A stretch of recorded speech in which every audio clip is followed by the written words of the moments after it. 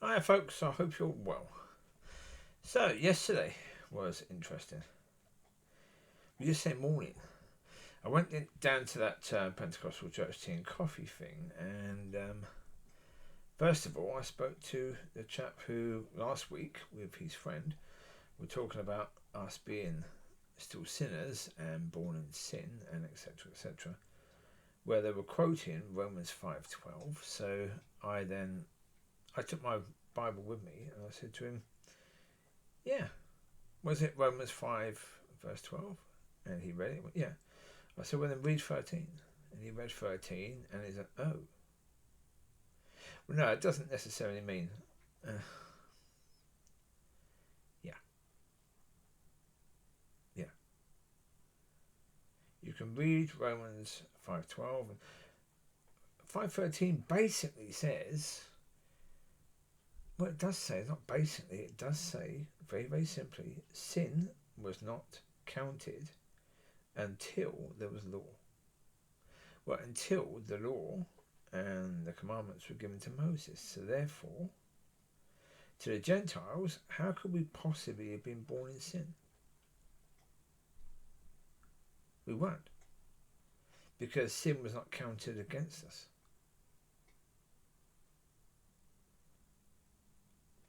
Yeah, but yeah, I said that to him, and he just undenied and sort of walked away. That's what people do. Yeah, when you can't handle the conversation, you go away. You walk away to do something else, or you pretend you're going to speak to someone else. So I left him to it.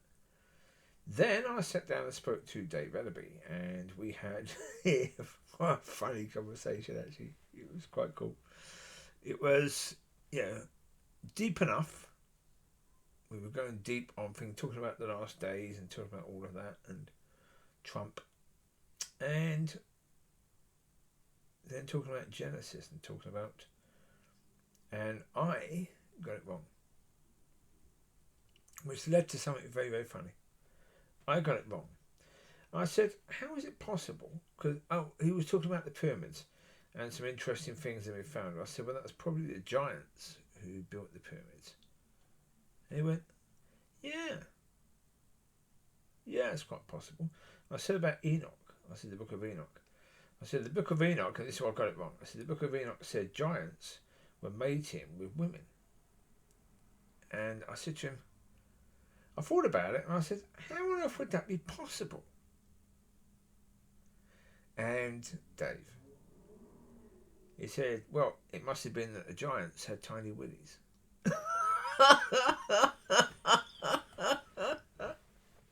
That was funny. And then we remembered it was the angels that were mating with the women. And that actually, yeah, the women would have died during childbirth because obviously the babies would have been so huge. Yeah, they wouldn't have been able to naturally birth them. And he said, "Oh, it'd have been something like Alien, with the alien coming out." Yeah, yeah, quite possibly. Actually, it would have been horrific for the mothers. Yeah. And then I spoke to the pastor briefly. He come and sat next to me, so I spoke to him about a few things. And I was talking to him about music. I was talking to him about the young lady, Ali, I think her name is. That, when I had given a CD of music that's worldly that points to God to Dave, I said to this young lady, because she has a car, I said, "Yeah, I've got another CD, the same thing." I said, "If you want it." And she says, "No, I've got enough music." And the pastor just sort of smiled and said, "Well, she may have." I said, "No." I said, "She was trying to prove she's equal." I said, "Younger generation, they can't stand the idea that they're not equal to people. So they try to act as if you say something, then they have to say something equal, for them to appear to be equal with you." And I said, the problem is they're just denying themselves a blessing. That they're denying themselves receiving from people who know a damn sight more than them, and who have a damn something more than to give. And it's so ridiculously stupid. But I was talking to him about music as well.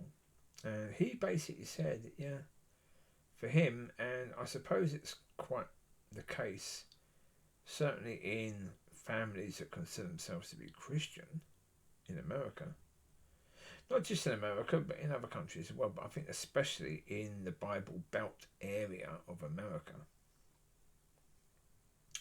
where the young people are going to stick to worship music. They won't allow any worldly music in. Because I was speaking to him about Kingston Town by UB40 and how that song, when I was singing along to it, made me cry because of the joy that I had. Remembering the song, remembering when I first heard it and how beautiful the song is. Yeah, and we were just talking about music of the 70s and the 80s and what we had then. And so I then sent him a number of songs. Any ones that we were talking about, I sent him those on Facebook. And so therefore, it's cool. Now, as I say, it was cool. It was good because I was able to bless the pastor with music that hopefully he'd be blessed with more than simply the churchy type of stuff. Well, I think that's such a shame. It is such a shame because he's a bit older than me, so he would have had in America a lot of the similar stuff to what I had, because obviously a lot of the groups that we had, or our top 40 in the UK, would have been very similar to theirs in America, because the best groups from the UK would have gone over to America. They always did. And certainly in the 70s that had been the case. In the 80s that was certainly the case. And the best groups from America would have been over here.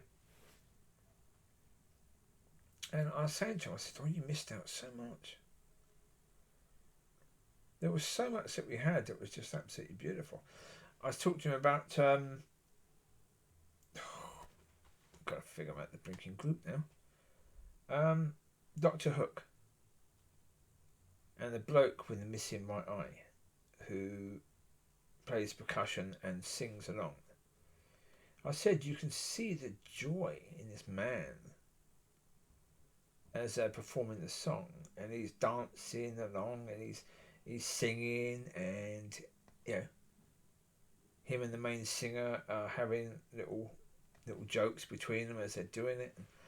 It's just lovely. And so I sent him that as well.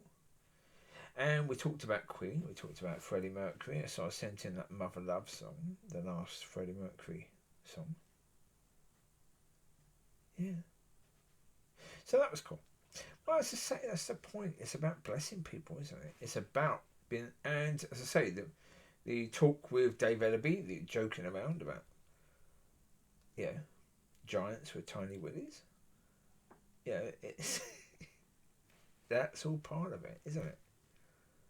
Yeah. That's what you want, is to be able to have. I know I can have conversation with people, well, certain people, and they don't get offended, and so that's good. But actually, that's the point. I also, last night when I was sleeping, I had a dream. No, night before, I think it was, when I was speaking to a woman. I think it was about football or something like that. And we were able to have a conversation with me completely disagreeing with her, and there was no offence taken. And it felt so lovely. And so I said to God, I need more of that. I need people where you can have that conversation and people don't get offended, because too many people get offended over nothing, over things that are of no value whatsoever. None. This whole point that, as I say, the change in society, we went from sticks and stones may break my bones, but words will never hurt me. And now it's words will hurt me. It's like, what are you on about? How did we get to words will hurt me? And why are we still there? Because surely when we got to words will hurt me, somebody should have stood up and say, what the heck is going on? Stop it. Just stop it. But no, people just went along with it. Yeah. But that's the point. That's why, as I say, when the Lord said about sheep, that's why I've made that point. He's not talking about where he's a shepherd and that's why he calls them sheep. He's saying because they're so blinking dumb. They just go along. Most people in society knew that, of course, there's no such thing as trans, not really. No. Are there people born in male bodies or female bodies that truly believe that they should have been born the opposite? Yeah. But not many. And again, yeah. But the whole idea that you should take that into schools, you should be encouraging young children. Yet most of society knew that that was nasty. But they went along with it. Partly out of fear, because if they stand against it, they could be cancelled, and partly out of just wanting to be part of something. You know? And as I say, I get it, I know. Right now, I am on my own. There's no one else with me. 99.9% of the time, I've been in that situation. On my own, no other human being with me. Okay? I understand the point of loneliness. I understand the point of how it would be nice to have people who agree and who you can be part of that with other people. Yeah, that would be lovely. But to bend over to the point where your back is going to bloody break to be part of that? No. To me, no. But again, the point of it is, I say, other people have had those lives where, let's say for me, I was, during my youth, I went from one children's home to a boarding school, to a children's home, to a boarding school. As soon as I connected with people, I moved. I was taken out of that place and put into another place. And so therefore, I didn't really have connections. I had one best friend growing up, and that relationship fell apart when we got to about 25, 26 sort of time. And so therefore, okay. Since then, I've had people that I will speak to, people that I will see on the odd occasion, but generally speaking, not a lot. And that's okay. That is fine. That's been my life. And so therefore for me, I've not had that.